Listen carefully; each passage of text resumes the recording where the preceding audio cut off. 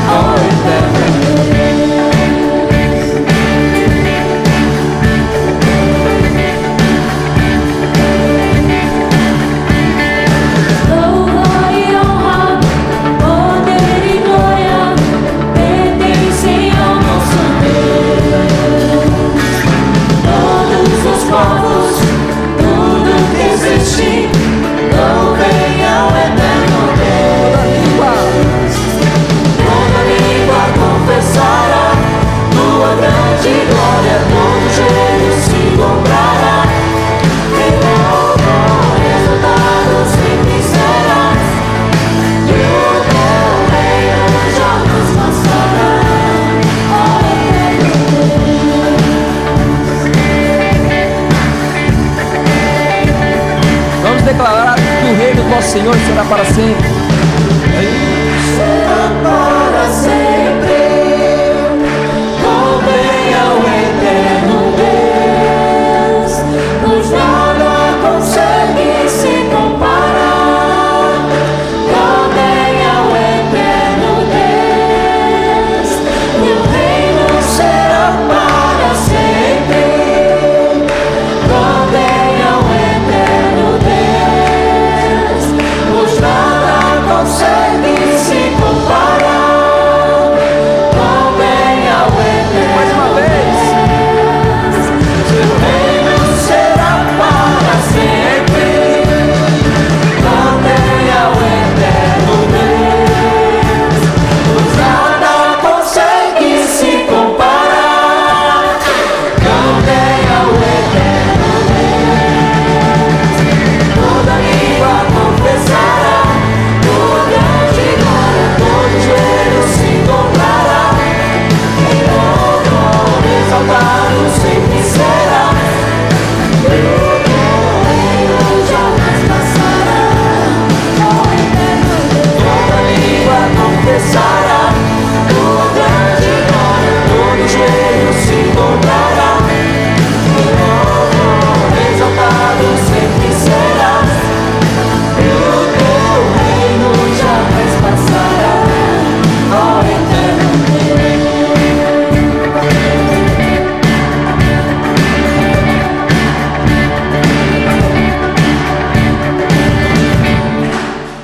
Salva de palmas para Deus.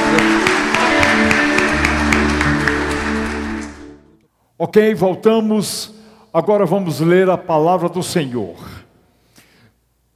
Desde que nós começamos a série de estudos Vivendo embaixo da graça de Deus, com base na carta aos Gálatas, desde o primeiro estudo, dissemos para vocês que essa carta aos crentes das igrejas da região da Galácia receberam do apóstolo Paulo esta carta, porque Paulo estava interessado e decidido a fazer 3 coisas. Ele estava decidido a combater os falsos mestres, ele estava decidido a anunciar o verdadeiro e puro evangelho do Senhor Jesus Cristo, e ele estava decidido que defenderia a sua condição de apóstolo de nosso Senhor e Salvador Jesus Cristo, uma vez que os falsos mestres estavam colocando em dúvida o apostolado do apóstolo Paulo. Quando nós entramos na segunda parte do capítulo 1 da carta aos Gálatas, e essa segunda parte começa com o versículo 13, nós logo percebemos que Paulo está ciente e consciente do que está dizendo, como está dizendo e por que ele está dizendo. E hoje nós vamos nos centralizar no versículo 15, mas preciso, para tanto, ler do verso 13 até o verso 16 desta carta. A leitura na NVI, na tradução da NVI, diz assim: vocês ouviram qual foi o meu procedimento no judaísmo, como perseguia com violência a igreja de Deus, procurando destruí-la.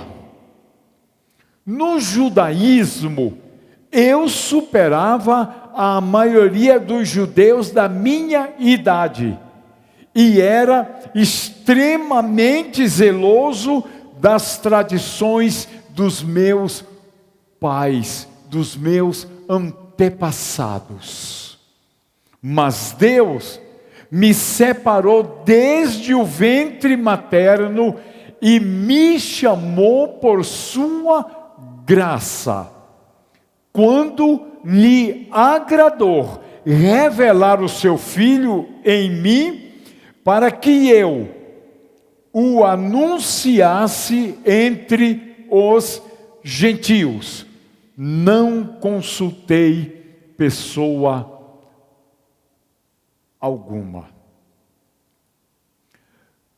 Meus amados, como eu disse há pouco, o destaque de hoje está sobre o verso 15. Quando Paulo diz: mas Deus me separou desde o ventre materno e me chamou por sua graça.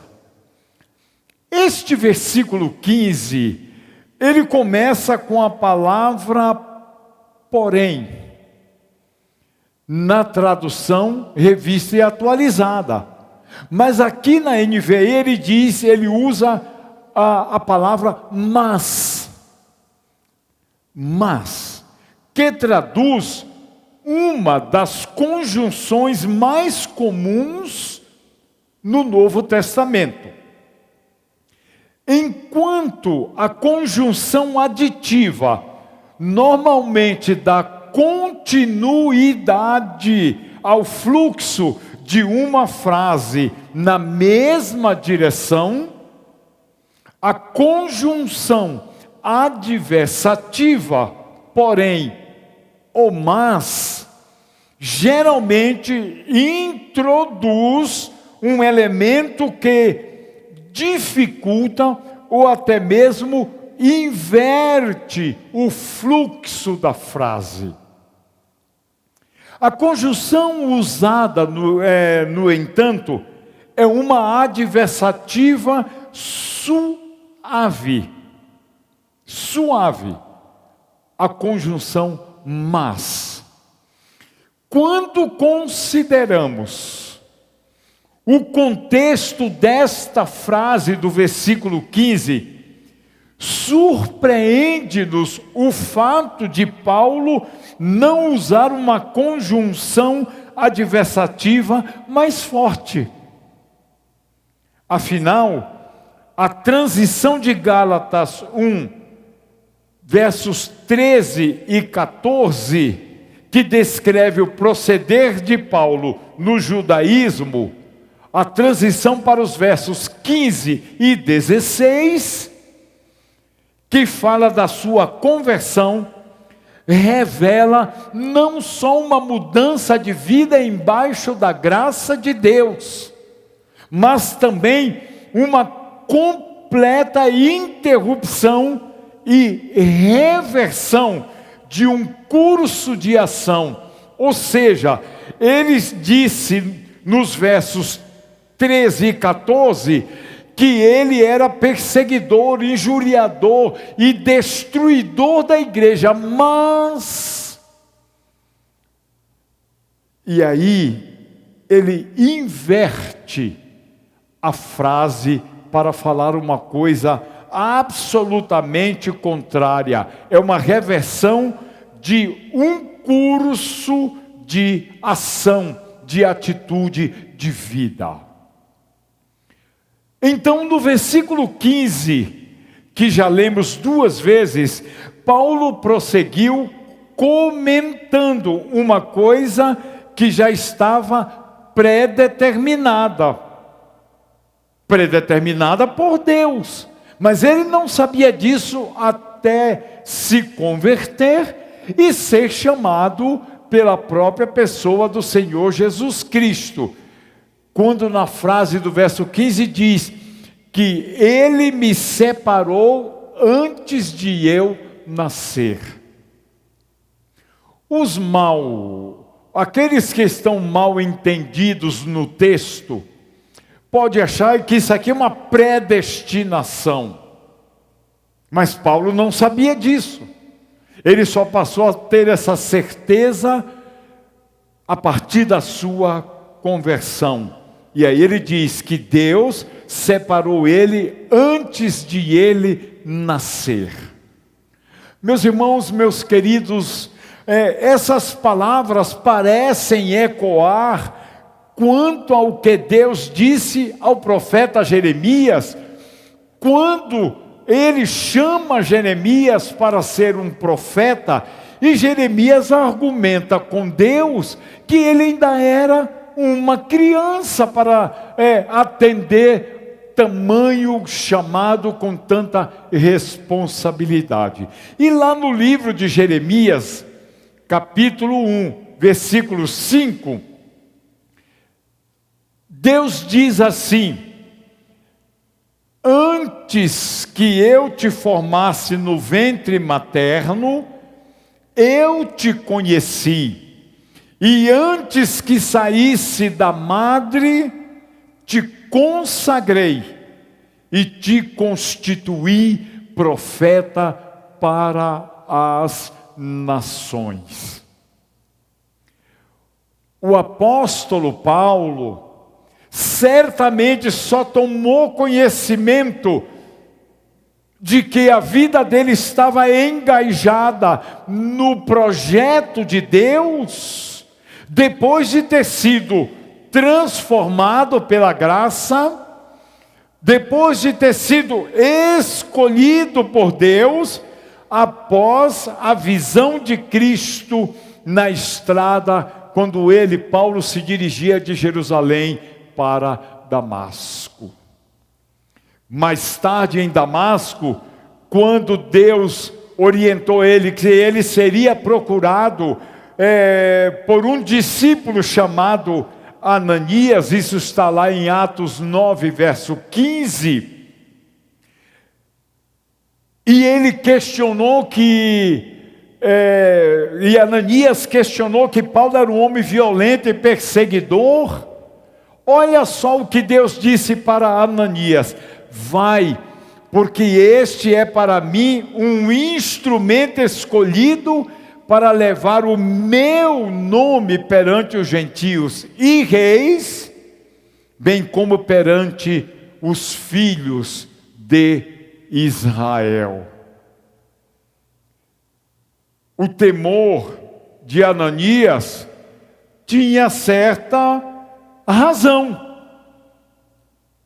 pelo histórico do tal do Saulo de Tarso. Só que agora ele não é mais Saulo, agora ele é Paulo. Agora ele não é mais perseguidor. Ele se alinha, ele se une ao projeto de Deus através da sua conversão. Deus separou Paulo para um ministério absolutamente especial. O uso da palavra que ele faz, separou, traduz um verbo que na língua grega, de onde se deriva a palavra horizonte. Horizonte. O horizonte é uma linha visual distinta que separa a terra ou o mar do céu. A mesma palavra separou é usada em Atos 13, versículo 2, em que Lucas registrou a instrução do Espírito Santo aos cristãos de Antioquia da Síria. Lá em Atos 13, 2, a gente vai ler assim: separai-me a Paulo e Barnabé para a obra que eu os tenho chamado. A palavra significa designar, nomear. Porém, quando prefixada pela preposição, ela intensifica a ideia de separação, com aquilo que nós chamaríamos hoje de comissionamento. Barnabé e Saulo de Tarso estavam sendo chamados juntos para uma obra de uma grandeza extraordinária. Além da visão de Cristo na estrada para Damasco, Atos 9, 3 a 8, e Atos 26, de 12 a 18, os acontecimentos de Atos capítulo 13, versículo 2, devem ter saltado na mente de Paulo, apontando para a natureza divina do seu chamado à missão junto aos povos gentios, isto é, os povos não judeus. Pode até ser que Paulo tenha usado a palavra separou em Gálatas 1:15. Pode ter se lembrado dessa ocasião em que ele ouviu as palavras pronunciadas pelo Espírito Santo: separai-me agora Barnabé e Saulo. O texto lá do capítulo 13, ele não especifica se essa mensagem veio como uma voz audível da parte do céu ou da boca de algum dos profetas que estavam reunidos ali naquele culto lá na igreja de Antioquia da Síria. De qualquer maneira, Lucas continuou sua narrativa em Atos 13, no versículo 4, dizendo assim: enviados pelo Espírito Santo, desceram a Seleucia e dali navegaram para a cidade de Chipre. Paulo se submeteu à vontade de Deus, seguindo o direcionamento que o Espírito Santo lhe deu. Se pode verificar isso em Atos 16, de 6 a 10, Atos 18, versos 9 a 11, Atos 20, de 22 e 23, Atos 21, versos 10 a 14, e Atos 27, de 21 até o verso 26. Depois de afirmar que ele foi separado desde o ventre materno,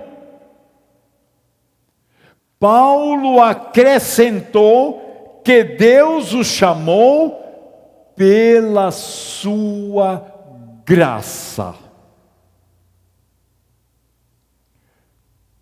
Eu me sinto absolutamente empolgado, feliz, de ver como Deus é perfeito naquilo que Ele faz ou quer fazer. E a capacidade humana, aquele ser humano consagrado, que vive para a glória de Deus, ser capaz de entender, sem dúvida, sem equívoco, equívoco. Não apenas o chamado de Deus, mas o projeto grandioso que Deus tem para aqueles que Ele chama. Com o tempo, o apóstolo Paulo, ele compreendeu a extensão do chamado e ele não se furta de encarar o chamado com todos os desafios que implicava. Evangelizar na Palestina, evangelizar na Ásia Menor e abrir portas para fazer que o Evangelho chegasse na Europa de então. Paulo, por isso, acrescenta que Deus tinha chamado ele pela sua graça. O fato de Deus ter chamado Paulo para esse ministério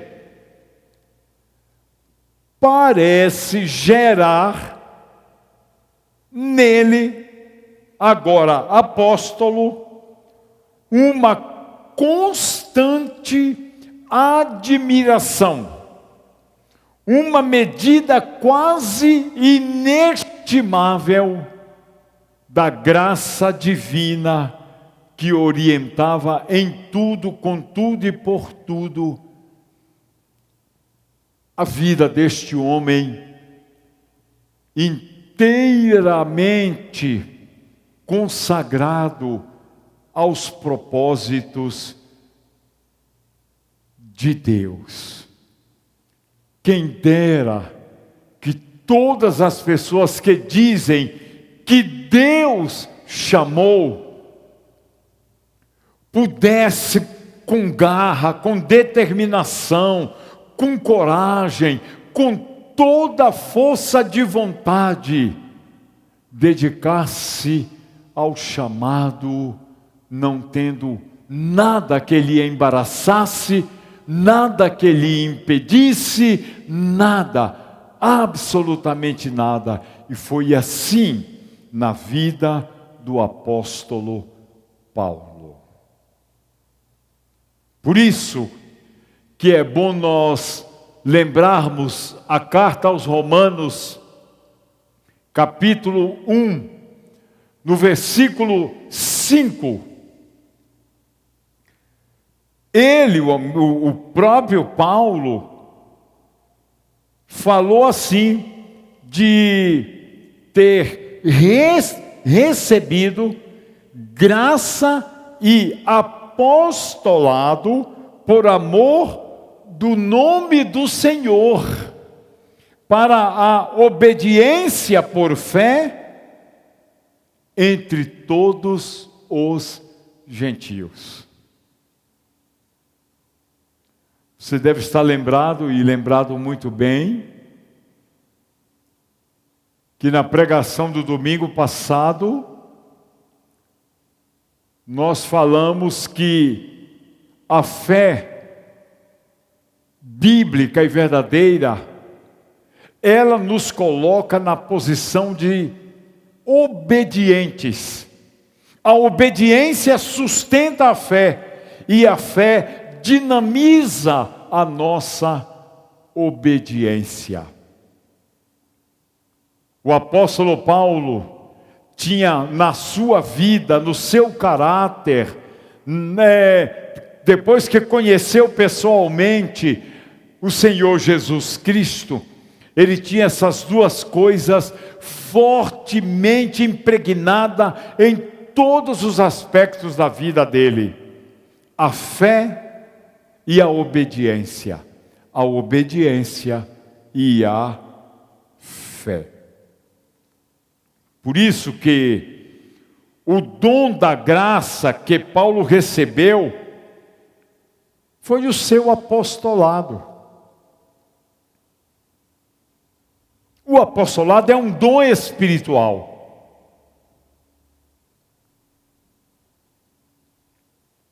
de todos os dons espirituais que Deus, pelo seu Espírito, deu à igreja,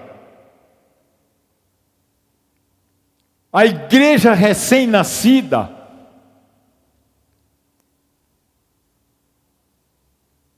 o apostolado foi para facilitar o seu rápido crescimento da igreja e o desenvolvimento de ministérios na igreja. Nenhum se classifica, nenhum dom espiritual se classifica acima do apostolado. A gente vê hoje pessoas criando ministérios, o meu ministério, sem vínculo com a igreja. Os dons espirituais e os ministérios foram dados para ser servidos a serviço da igreja do Senhor Jesus Cristo. Por isso que eu quero te convidar a acompanhar a leitura na primeira carta aos Coríntios, capítulo 12, a partir do verso 27 até o verso 31. Lemos assim: Ora, vós sois o corpo de Cristo, e individualmente membros do seu corpo. A uns estabeleceu Deus na igreja, primeiramente apóstolos, em segundo lugar profetas, em terceiro lugar mestres, depois operadores de milagres, depois dons de curar, socorro, governo, variedades de línguas. Porventura são todos apóstolos? Ou todos profetas? São todos mestres? Ou operadores de milagres? Todos têm o dom de curar? Falam todos em outras línguas? Interpretam-nas todos? Entretanto, procurai com zelo os melhores dons. Isso também está em Efésios capítulo 4, versos 7, 8, verso 11, 12 e 13, lá da carta que o apóstolo Paulo escreveu para a igreja de Éfeso. Meus amados, Paulo, todavia, parecia querer dizer mais do que isto, de que ele foi chamado para ser apóstolo desde o ventre da sua mãe.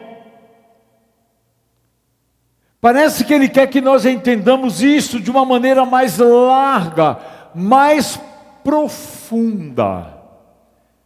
E para isso, para ter essa compreensão e esse entendimento, é que Deus usa ele para escrever a Timóteo, na primeira carta, e nos dizer, do versos 12, 13 e 14, o seguinte: sou grato para com aquele que me fortaleceu, Cristo Jesus, nosso Senhor, que me considerou fiel, designando-me para o ministério. A mim, que noutro tempo era blasfemo e perseguidor e insolente. Mas obtive misericórdia, pois o fiz na ignorância, na incredulidade. Transbordou, porém, a graça de nosso Senhor com a fé e o amor que há em Cristo Jesus.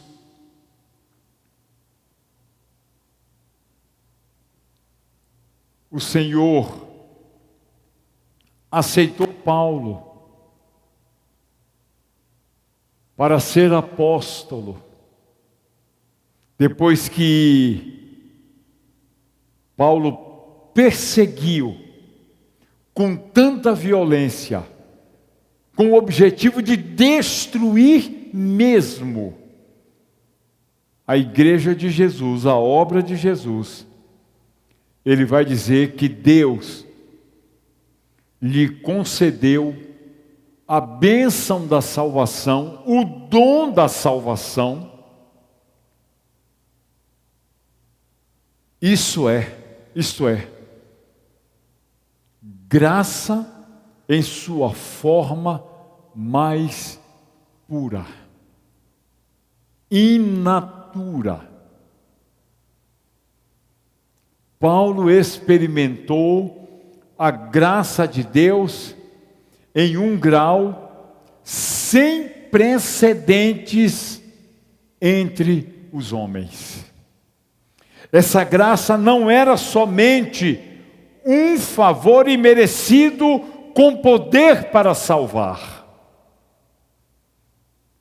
Também era o privilégio para servir ao seu amado Salvador e bendito Senhor. Sem contar que, além disto, era a graça de até sofrer e morrer por Jesus Cristo. Por isso, me acompanhe, por favor, na carta aos Filipenses, capítulo 3, a leitura dos versos 8, 9 e 10. Veja o que Deus usou Paulo para registrar. Sim, deveras considero tudo como perda, por causa da sublimidade do conhecimento de Cristo Jesus, meu Senhor, por amor do qual perdi todas as coisas e as considero como refúgio para conseguir Cristo e ser achado nele, não tendo justiça própria que procede da lei, senão a que é mediante a fé em Cristo, a justiça que procede de Deus baseada na fé, para o conhecer e o poder da sua ressurreição e a comunhão dos seus sofrimentos, conformando-me com ele na sua morte. Que coisa maravilhosa! Paulo experimentou a graça de uma maneira tão profunda que ele diz que ele assumiu a forma de Cristo ser na vida dele. Vamos concluir o versículo 15, para prosseguirmos na semana que vem com o verso 16. O fato de Deus ter escolhido Paulo de antemão, isto foi de extrema importância para estabelecer a sua posição como apóstolo. Para os adversários de Paulo, provavelmente teriam argumentado que ele, Paulo, entrou em cena tarde demais para se qualificar como um verdadeiro apóstolo de Jesus Cristo. Os que pensavam assim não tinham conhecimento da experiência de Jesus, que estava sentado à direita do trono de Deus. Ele levanta-se daquele trono, volta à terra para colocar a vida de Saulo de Tarso embaixo da graça de Deus. Afinal, os outros apóstolos foram testemunhas oculares de todo o ministério terreno de Jesus Cristo. Mas Atos 1, 22, nós lemos assim: começando no batismo de João, até ao dia em que dentre nós foi levado às alturas.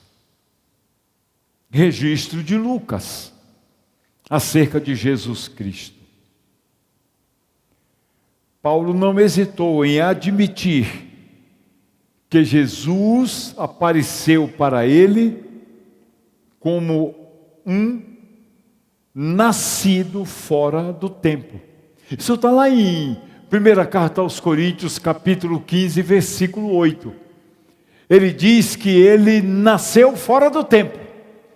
Foi chamado para ser apóstolo fora do tempo dos primeiros apóstolos. No entanto, o seu testemunho não focava a vida terrena de Jesus. O foco de Paulo era Jesus Cristo ressuscitado, glorificado e assentado à direita de Deus. Por essa razão, o seu testemunho era único e complementava a mensagem dos 12 outros apóstolos. E aí, você pode me acompanhar na leitura de Atos, capítulo 22, nos versos 14 e 15. Atos 22, versos 14 e 15. Assim dizem: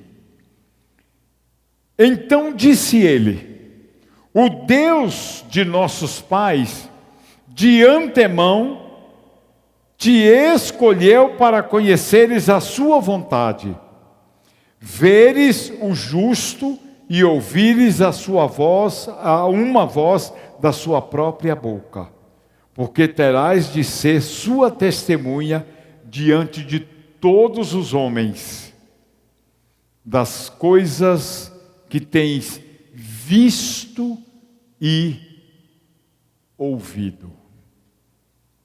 Encerrando finalmente, embora o apostolado de Paulo deu-se posteriormente aos primeiros 12 que foram chamados, Deus o separou para esse ministério, o ministério do apostolado, antes dele nascer. Em certo sentido, o seu apostolado precedeu ao dos 12 que Jesus chamou. Quando ele usa a expressão que ele foi chamado desde o ventre da sua mãe, quando ele estava sendo formado no ventre da sua mãe, ele já era apóstolo. Por isso que a sua alegria e o seu prazer é não só viver embaixo da graça de Deus, mas dizer ao mundo inteiro que quem quiser pode crer no Senhor Jesus Cristo, porque crendo em Cristo, automaticamente passa a viver neste mundo embaixo da graça de Deus. Que Deus abençoe essa palavra no seu coração, no nosso coração. Vamos adorar a Deus com cânticos. Cantemos.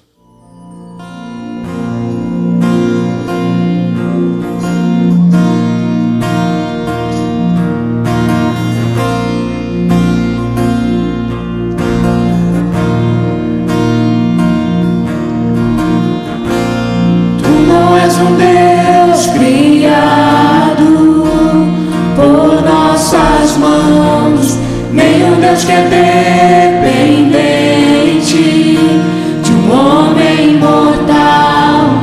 Nada que possamos dar-te é tão bom para ti. Tu és Deus, serás para sempre assim.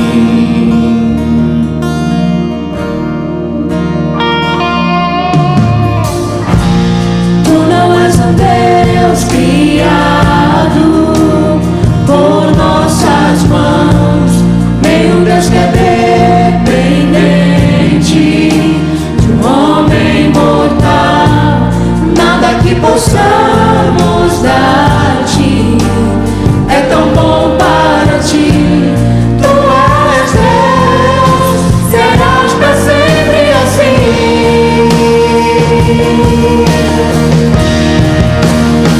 Somente és Deus, o eterno Senhor. O teu trono é o céu. Tu somente és Deus. Hoje aqui, sendo meus dias bons, ou se forem maus, tu comigo estás.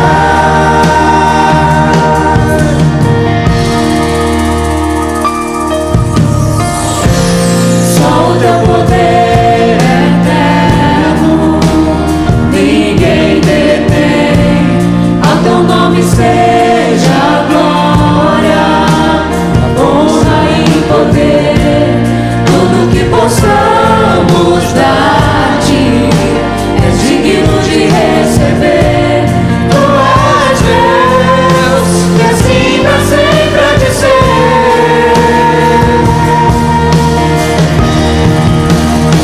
Somente és Deus, o eterno Senhor. O teu trono é o céu. Tu somente és Deus. Hoje aqui, sendo meus dias bons, ou se forem maus, tu comigo estás. Não mudarás, não falharás. Tremendo Deus, assim tu és.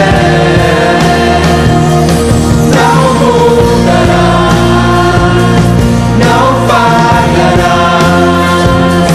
Tremendo Deus, assim tu és.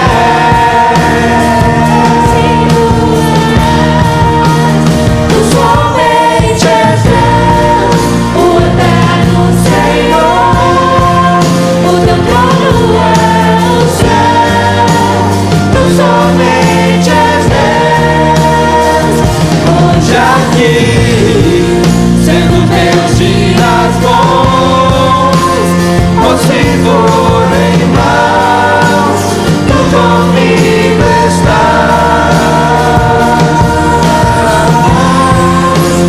Tu somente és Deus.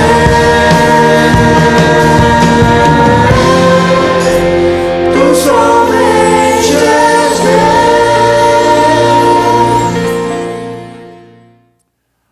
Muito bem? Vamos agora ter os nossos momentos de oração em família. E eu queria começar primeiro dando uma informação. Aquela garota Gabriela que está internada no Hospital do Câncer, ela é de Grandes Rios, seu pai Haroldo, sua mãe Denise, saiu já o diagnóstico de que ela não tem leucemia, mas ela tem um problema numa das suas medulas. Essa medula está prejudicando a vida dela. Isso já foi descoberto e está sendo dado a ela a medicação para fazer a correção. Mas a mãe dela pede que sigamos orando para que a obra de Deus se complete na vida dessa preciosíssima família. Vamos seguir orando pela Renata, continua em tratamento, pelo seu papai, o Pedrão, também segue sendo tratado. Vamos seguir orando pela irmã Iracema. Vamos seguir orando pela vida da nossa igreja, pelos membros da igreja, pelos ministros da igreja, pelos ministérios da igreja. Vamos seguir orando pelo pastor Paulo.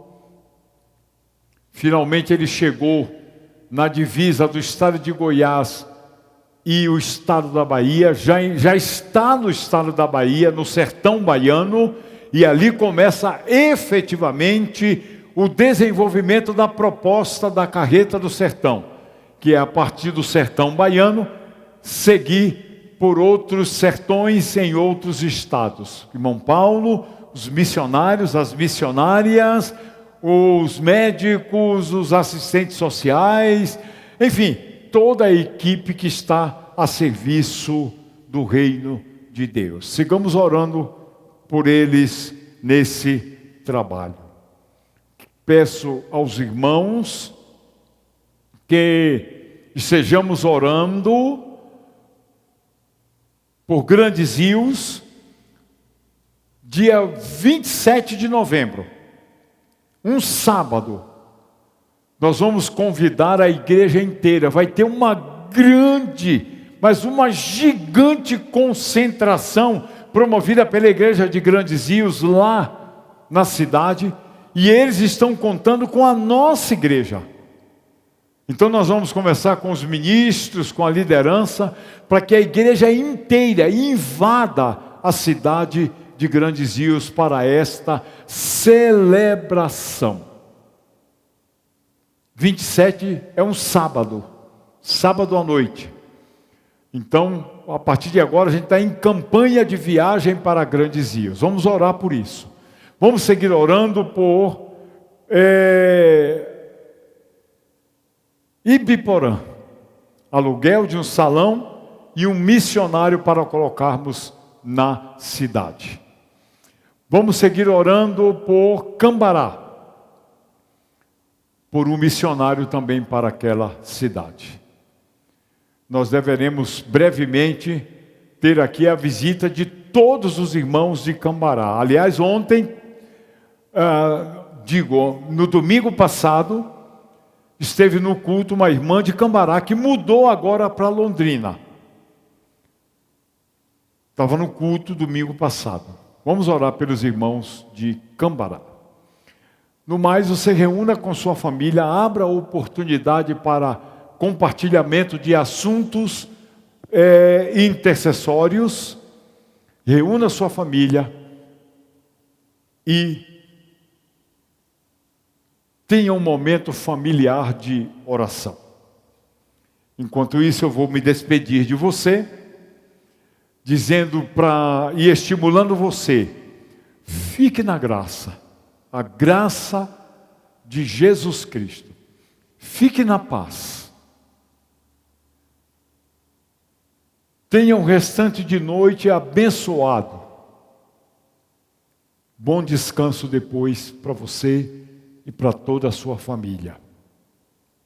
Tenham todos uma boa noite. Até a próxima.